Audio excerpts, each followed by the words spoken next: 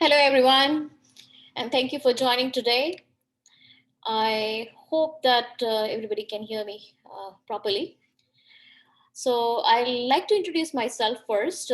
I'm the co founder for the community of practice here in Canada for DevOps, which has three chapters: Ottawa, Edmonton, and Toronto. I'm also the organizer for the DevOps Summit, which happens in Canada, as well as DataOps Summit, which is scheduled to happen on June 28th. So, we would like to kind of have a very interesting conversation today. But before we actually jump into that, we would like to reflect on our community of practice and the OKRs, the strategic OKRs for our community of practice. We have many chapters here. We are introducing a new chapter, Halifax chapter, as we speak. So we will have four chapters in the Canada community of practice. And what we, from an OKR perspective, have understood that we would like to steer community of practice of DevOps and beyond, building the community, positioning our community members and sponsors as DevOps leaders, as well as engage with the user community in a good way. We also would like to engage in the ecosystem and increase the brand awareness of this community. We want to grow this community beyond Canada, and we are working towards finalizing a few more chapters as we go along. We are seeding interesting content as well as attracting leaders' interest in this community. So, some of our events are co-sponsored and sponsored by companies like IBM and communities like. The DevOps India Summit community and the DevOps Online Summit. These are the communities which we constantly work along with. We also have crowdsourcing as one of our initiatives. So we do a lot of cross-sourcing initiatives in the product management and product development area. We also produce quarterly crowdsourced artifacts. This month, we had done a crowd chart on SRE practices sponsored by Blameless. So we will be ensuring that artifact come out soon, very soon publicly for everybody to access that. Having said that, we also want to ensure that we communicate our strategic plan for 2022. And if you see on the right hand side of the slide, you can see we have monthly themes. We are running into January. So we have two tracks, the DevOps track and the Data Ops track. So DevOps track, we had done some events on DevOps and SRE, as I mentioned, the SRE crowdsourced event. And today we are taking the Data Ops catalog. This is linked to the Data Ops track, and we will have more and more conversation on how DevOps practitioners can help support data initiatives in large medium enterprises. So let's straight away jump into the topic, data catalogs. And I would actually start by some strategic predictions. Through 2022, and that's where we are today, over 80% data lake projects will fail to deliver value, as finding inventory and curating data will prove to be the biggest inhibitors to analytics and data science success. This was a report produced by Alachian, and it is publicly available.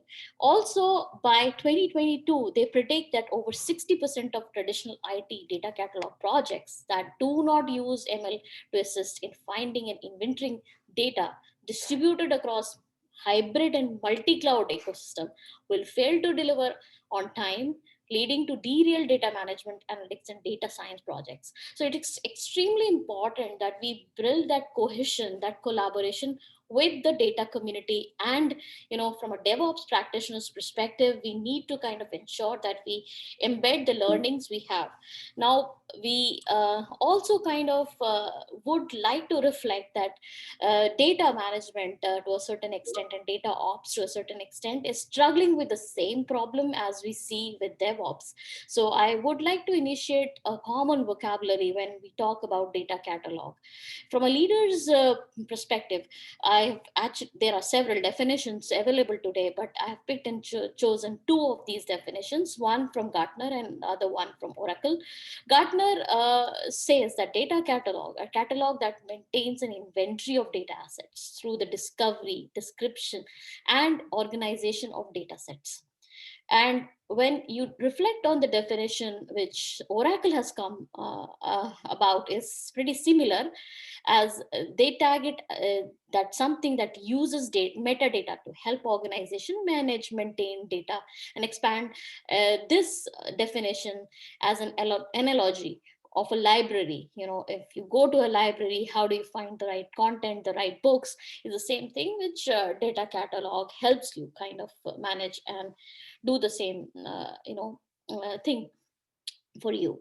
So moving that discussion a little bit more forward, in this case, data catalog, when we see the biggest challenges of data management, there are several, but according to a report from Gartner, they have identified two biggest challenges: finding and identifying the data that delivers value. And it might sound familiar to a lot of people in this conversation here, that the importance of data catalog is uplifted by this fact itself. And the second key consideration which Gartner has put forward is supporting data governance and data security is one of the main challenges when it comes to data management projects. Obviously, there are many others, like preparing, sharing data, also constantly adding new sources of information, which are structured, unstructured data formats, supporting new users with new services and new demands. And I think there are several of them, which entails to the fact that when you see on the left hand side of the slide, there are three aspects of the data catalog, which kind of primarily reflects the challenges as well as try to kind of identify the key dimensions. There's a technical dimension of metadata, which is schemas, tables, columns, file names, services. And Hidesh, who is with me today, would talk more about it in more detail when it comes to AWS services on the technical aspect of data catalog. We also see that there's a business aspect of metadata, which is typically the business knowledge that users have about the assets of the organization. How do you value that asset? What kind of classification you do? What is the fitness of for use, rating, quality?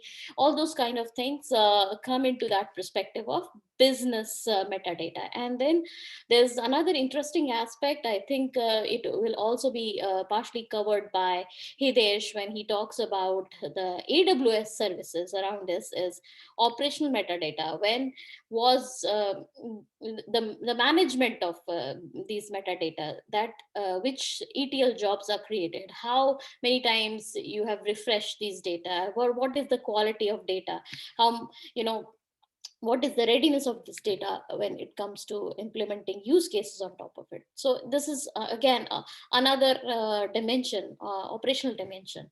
But keeping in view that we have two speakers today, I would like to kind of also stop here with this slide, saying that next generation imperative of data catalog would be enabled by machine learning.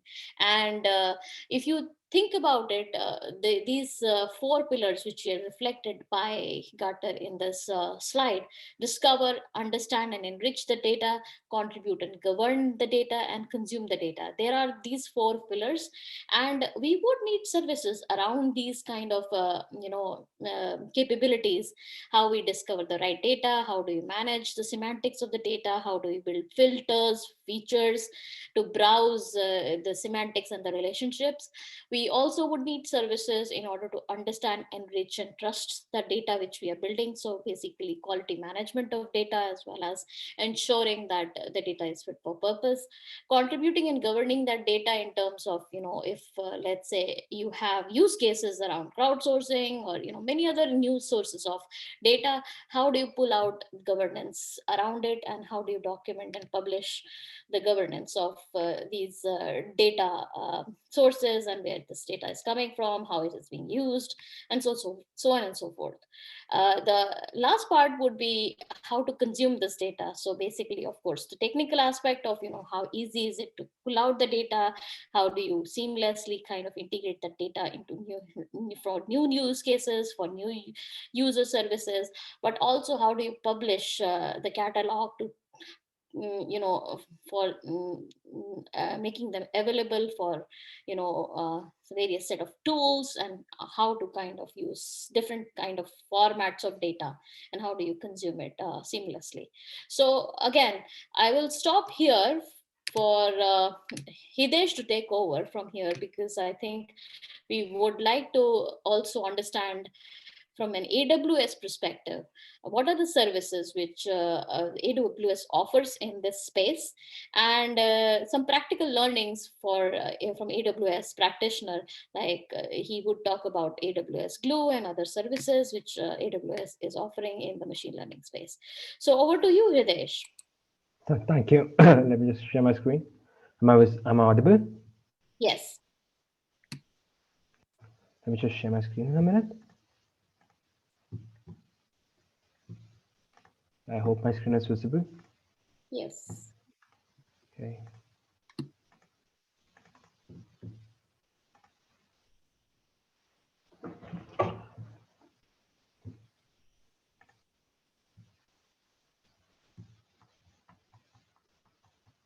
Okay. So let's start. Okay. So I'm Hidesh Bish. I am here because I'm intrigued by data, the entire aspect of securing data, developing data, deploying data products. So that is why I'm here. And you can find more about me at Hidesh Bish. Let's proceed. Before we dive deep into the aspect of AWS Glue, ETL jobs, I would like to raise a simple question. Why do you think data is important? Or why do you think there are so many data products right now? So data in its purest form is raw information. Let me give you an example. So let us assume that I own a coffee shop. Huh. Okay. So for a coffee shop, your daily consumption of coffee is raw data. It is not what the coffee shop owners are looking at, right? What they might be interested in is the type of coffee beans you prefer, or the coffee flavors you prefer, or what time of the year do you prefer these coffee flavors. An interesting example would be Starbucks. So if you would see in the vacations, they offer new flavors and servings, not because not because they just thought let us offer this, because they had data to back it up. They did analysis and then they predicted that these flavors would be a really good success in the holiday season. So that is why we need to use ETL and data services. Coming on to different types of data, your first example is structured data. Structured data is a very solid data structure. So it uses rows and columns. So for example, a CSV, you have predefined structure. You have rows and you have columns. The structured data, that is an example. Then you have unstructured data. Unstructured data are your video files, audio files. Nowadays, unstructured data is becoming very popular as there is no particular schema or structure to the data. Then you have semi-structured data, which is your JSON. JSON usually contains metadata about the data present. So it is basically used to transfer data from one service to another. Now that we are done with the basics, let's dive deep into what is an ETL. So ETL stands for extract, transform, and load. Now, what does each word mean? Extract means getting the data from a database. So an example of a coffee shop would be I have a CSV file which stores my consumers, some basic information about them, my sales. So when I'm opening a CSV file or when I'm extracting the data, it's extract. Next, in my CSV, there might be some rows or columns which are duplicate or which might not be clean, because finding clean data is really tough. And most of the time, your data is going to be messy. So you have to transform it. So you do your changes, you remove the duplicate values, you remove the NaN values, null values, and then you load your data into a business and insight tool or a data analysis tool. Or you do it manually, that depends. But why do we need ETL? As a school, we know what ETL is now, but why do we need ETL? So as data is growing, we need a better way of organizing, managing, and enriching our data. And ETL processes come here to save the day. They save time, they enhance data, and they let the developers or data analysts focus on what is important, analyzing data, rather than cleaning and enriching it. This is an example of how it is. All the images have been taken from the internet and they have credits to where they are taken from, and I don't own these images. So an example of the previous slide would be you have various data sources, you're transforming it, you are removing null values, you're transforming the duplicates, and then you are loading it into a data warehouse. Data warehouse is a persistent database. In a way of saying that, it would be that data warehouse is used where you want to store your locations, when you want to store your data for a long term. That is when you use a data warehouse. And from a data warehouse, it's very easy to use this data format to analyze your data using BI tools. Again, what is serverless? So AWS Glue is serverless serving. Before I begin with AWS Glue, I wanted to cover what serverless is. So when you deploy an application, it usually runs on a server. And usually you have to manage your server if you're doing it on remote, or your cloud provider will manage your server. But you still get to configure things like an EC2 instance, for example. But the serverless infrastructure is where you don't have to manage the server. AWS will take care of it. Now, one might ask why serverless? What are the benefits of serverless? First of all, you try to focus on what is important to you, which is your function or your code, without having to worry about your infrastructure or your server to set up. That reduces the task of a developer. He can focus on writing pure and neat code. Secondly, it charges you for the time it has been running. So an EC2 instance might be running for a really long time. But if you want to run a quick application, let me give you an example. So I have a coffee shop, right? And I will have a website for it. But what if I have a static website for it and I don't need dynamic entries? But when I do need processes, when someone clicks a button on the website, right? Then I need to process the data and maybe send it to a database or maybe store it for my own personal use. So rather than hosting an entire website on EC2, what I could do is I could program a Lambda function. So on clicking a button, on clicking an event, then only my compute will start and computing the resources. So if you understand, it basically reduces your cost, it reduces the complexity of hosting or deploying your code in cloud. So this is the point. So it's cost effective, it's simple. It's as simple as basically developing and deploying a code in Python. Very simple and event driven. You don't have to run your website for a really long time. It only runs when it needs to. An example would be again, so let's say a user tries to purchase a coffee from your website, right? And on the web page, he clicks on buy now. Amazon API Gateway is a REST endpoint or an API endpoint for AWS Lambda and many other services. So Amazon API Gateway creates a pathway to communicate this information to AWS Lambda. Now what AWS Lambda does is it will process this information, it will try to compute whatever you want it to compute. For example, on clicking buy now, maybe you want to reduce the number of options it displays in the stock in the UI or something similar to that. Once that is done, you want to send a message that this has been done. Or for example, you want to send a message to the user that your order has been confirmed. That is where SNS comes in, just simple notification service. It is basically a simple service to help you send notifications.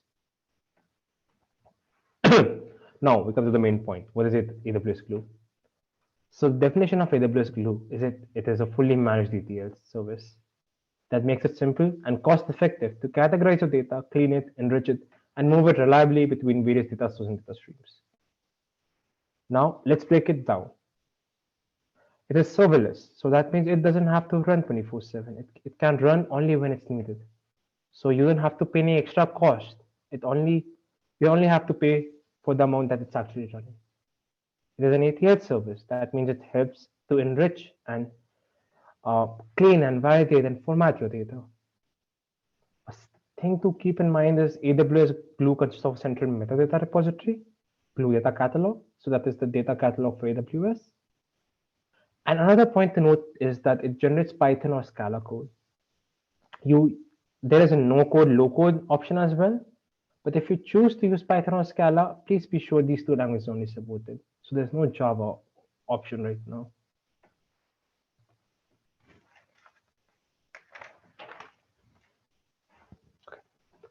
So now, why to use AWS Glue?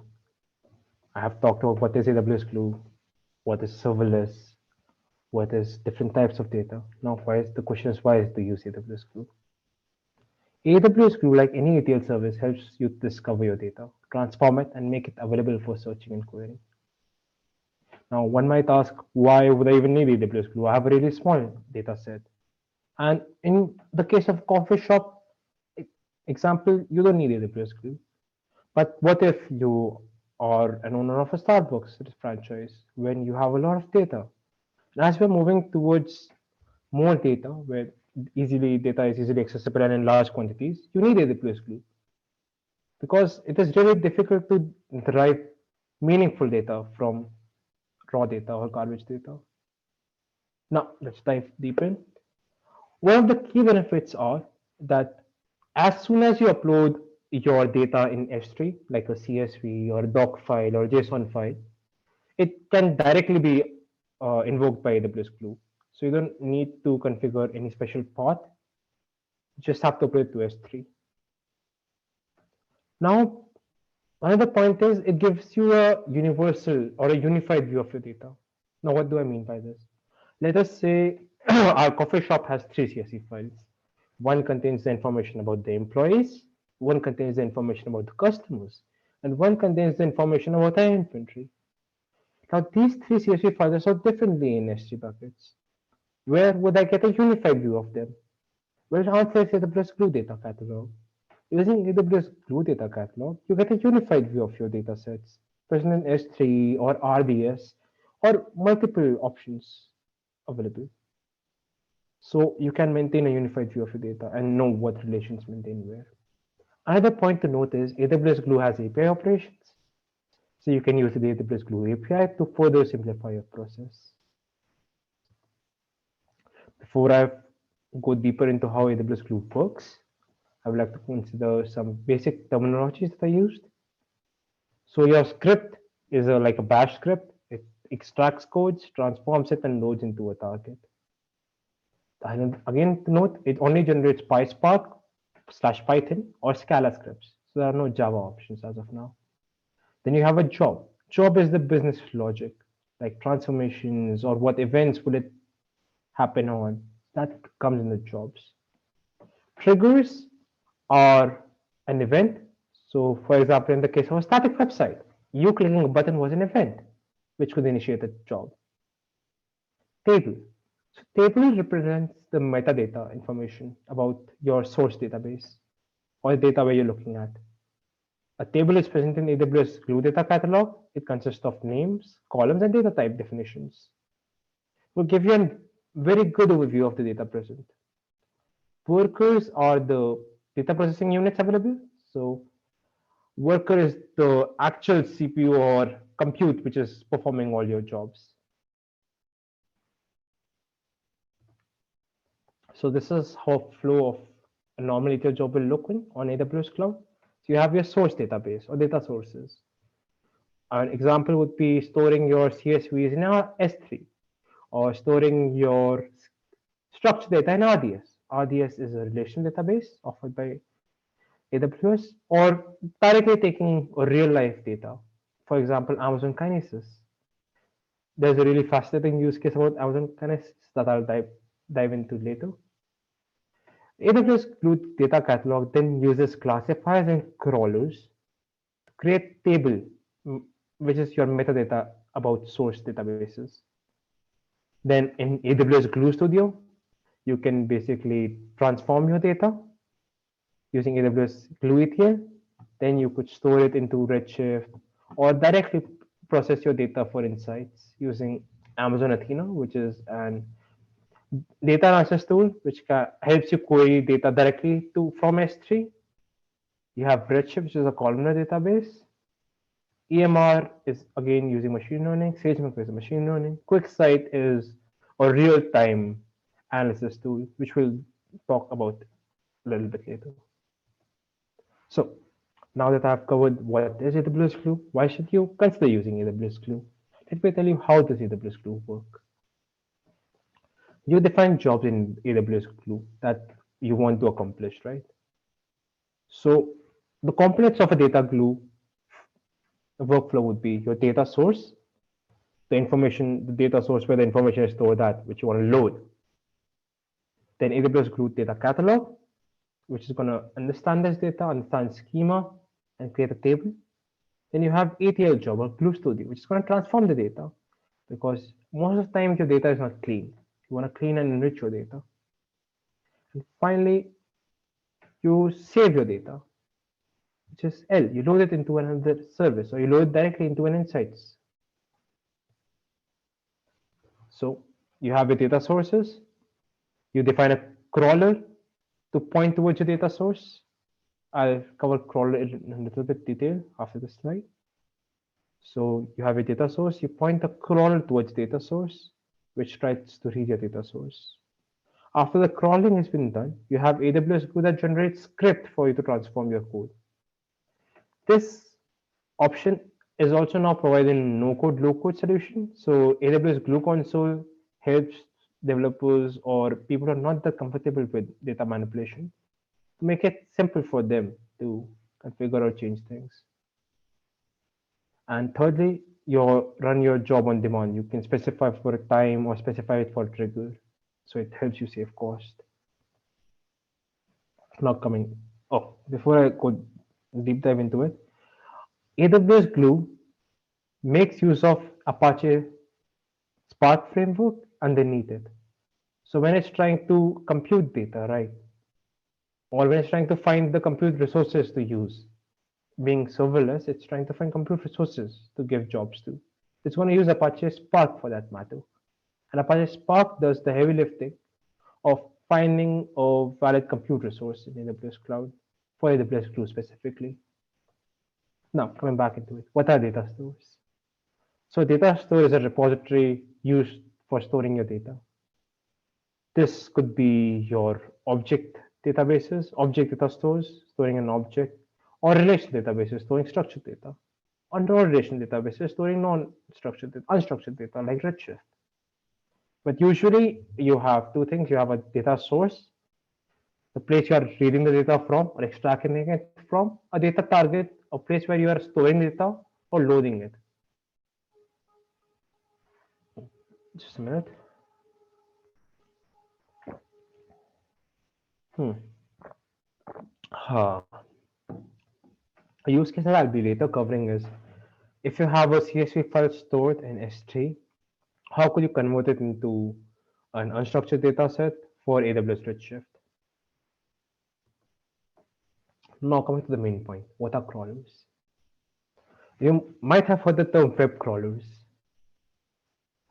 So what crawlers do is they try to read all your data and make key points of where data is located. An example would be your search engine. By applying a search algorithm, crawlers try to find data where it is. Like a librarian trying to keep a tag of where each book is located or represented. So later, when someone comes to ask for a particular book, she can just look at the reference card and tell you, okay, so this book is here. Similarly, crawlers do that for data. You have your web crawlers, they keep a search catalog of where data is present on the Google or any other search engine. Basically simplifies keeping index information about data. As an example, so you're searching a page. Now, I have talked about web crawlers. Now, what are the benefits of using crawlers in AWS Glue? So when you're pointing a crawler towards your data source, it tries to figure out what its data source is like. So for example, it will try to recognize the type of data stored in your data store. It could be a CSV, it could be a JSON, or it could be structured data like SQL. It's going to try to figure out what the data is, and then it's going to evaluate the format of your data, and then make a table in AWS Glue. I hope it's clear. So just coming back, a crawler basically points towards your data store. It tries to understand what the format of your data is. So it can make tables for your AWS Glue console. Okay. Now, if we don't specify a database, it will just be stored in the default database. So be wary of that. Now, a crawler does not just keep information or search for indexes. When a content has been changed in a file, for example, in web, if I change my URL to a particular web, it's going to take some time before it figures out, okay, so where is this particular index located now, or update the index list. Similarly, crawler also helps you find the changes done in a file or in a data store. So now, key points to keep in mind is when a crawler runs, it classifies data to determine its format, schema, and properties of the raw data. It groups data into tables or partitions for AWS Glue, and it writes metadata for data catalog. So you get a unified view of your data. This is a workflow of it. So you have a trigger or an event. Then AWS Glue crawler is going to crawl through a file or a data store. It's going to try to figure out what its format is. It's going to try to figure out metadata about the table. Then it's trying to go send this data to AWS Glue. Now, as I previously mentioned, classifiers. Classifiers come a little bit in the category of machine learning. So I'll just brief a little bit about it. And simplest example would be classifying if an email is spam or not. It's a binary classification. It is yes or no, to be or not to be. Okay. So your input is present. So your input is an email. Then you have a classifier, which is a machine learning model, which is trying to figure out from the input or from the content present in an email that is this email a spam or not spam. It's trying to predict is it spam or not spam. So classification is the process of predicting if a class is either something or not something. Is it a zero or is it a one? And if there are more than two outcomes, then it's called a multi-class classification. Now, okay, what is the benefit of classifiers in AWS Glue? During a crawl task, right? A classifier checks for your file for a given format it can handle. So, for example, there are pre-built and default formats. You have your JSON classifier, your CSV classifier, and other classifiers as well. So if your crawler reads a particular data and it finds the format to be one of these, could directly convert it into a meta table or a table and a metadata and reducing the complexity. Now you can also define custom classifiers. That doesn't mean you don't get the option to define custom classifiers. You can define custom classifiers.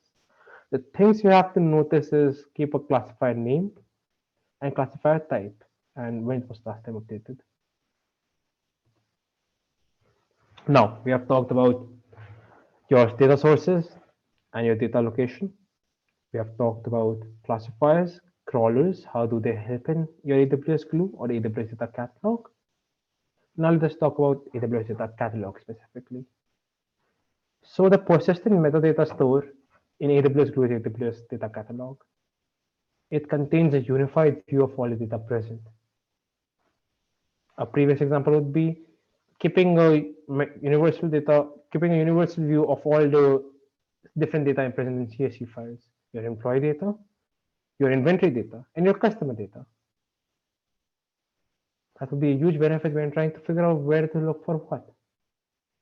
In the case of Coffee's example, I'm sure you can keep track of 3 files. It's not that big of a deal. But let's say you own Starbucks or another coffee chain, big coffee chain, then I don't think you can keep track of all the CSV files or all the RDS data or all the data in fact. So now it also provides comprehensive audit and governance capabilities.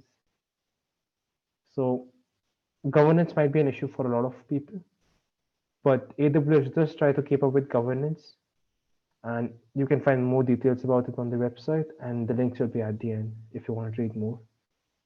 Now, it also keeps track of schema changes. So for example, if you add another column in a CSV file in employees, it will keep track of that and update it. An example would be you have your New York City taxi trip example. So you have this data in one S3 bucket. It's though there's the average New York City taxi monthly value, and another one it stores the same value, but it's way more complex. Now you point the crawlers to your data sources, which is S3 buckets. It's going to crawl through the data. It's going to try to figure out, try to classify what type of file is this. Once that is done, you're going to store the data into an S3 bucket, which is going to have your universal, like a unified view of the data. Then you're going to use data catalog, and then to make it useful for analyzing your data. So it's in a Redshift table. So many ways you could go with this. Before I dive into the low code, no code solution, are there any questions? Okay, there are no questions. Cool. Okay, so I'll just continue with the AWS Glue console then. So as we move towards the low code, no code solution, right, where people prefer to not overcomplicate things. I mean, you could upload your entire code repository using a drag and drop option in GitHub now. So AWS Glue gave a new offering in, I believe, 2020, where you didn't have to know exactly how to code. You could just use a low code or UI interface. So how that works is you could use an GUI, like this is your AWS Glue example. So you don't have to write code. You get a GUI. In GUI, you can do modifications.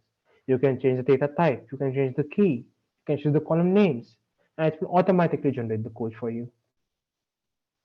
So now the question arises, why was this helpful? I mean, sure, no code, low code solution is a really good solution. But that is not what all it does is. It could even help you schedule your crawlers, define events or triggers, search and filter list of objects present in your AWS Glue. You could even edit the GUI enabled code, like the code that GUI created. You can configure it to your own specific need if there's something wrong, or if you want to customize it even further. This is the example of the GUI. As you can see, it's very intuitive. Now the question is, okay, I've done so much for my data, but what is the point of doing all this with AWS Glue, transforming it, enriching it, formatting it? Well, the entire point is to make sure you have better insights, a better understanding of your data. For business analysis or data analysis, it's important that the data is clean and the data has value, because otherwise 80% of the time I have done a little bit data analysis and can tell you that mostly 70 to 80% of the times a person is only cleaning the data. And that can be a really hectic job for a data analyst when you're not analyzing data, you're just cleaning it and enriching it. This helps you in that. So you don't choose the violent option of trying to threaten your data, but rather than you could use AWS Glue to enrich your data so that it could give you insights, it could give you better insights. So the key benefits of using AWS Glue would be you get improved business operation visibility because you have better data. You can better understand how your business operations are working. You get better insights about your data, about your customers, about the products and services you're offering. If you get better insights about the customers' services, then you can better market them to the audience. You can give them better numbers to back it up. Services to consider when you are trying to analyze your data. It's AWS Athena. It is an service which lets you directly query your data present in S3. So let's say you have a CSV file in S3 and you don't want to convert it into an RDS, you don't want to overcomplicate things. That's cool. You can use AWS Athena. Let's say you want to overcomplicate things, you want real-time analysis of your data, then AWS QuickSight is your solution. And very interesting use case here would be National Football League or NFL. They generate about petabytes of data, and when the game is going on, or let's say when a basketball game is going on or a football game is going on, the data is coming in as live stream. So how are you going to make those data as a visualization graphs when you have your live stream data? But QuickSight is your solution. It is very fast. It can give you insights and analysis and visualization of real-time data with absolutely low latency issues. Now, if you don't want these two things,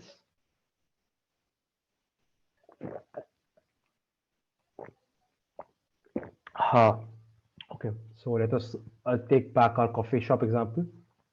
I don't want to analyze my data right now. I want to predict an outcome of an event. I want to predict if during January will my mocha cafe sell or not. In that case, SageMaker is your solution.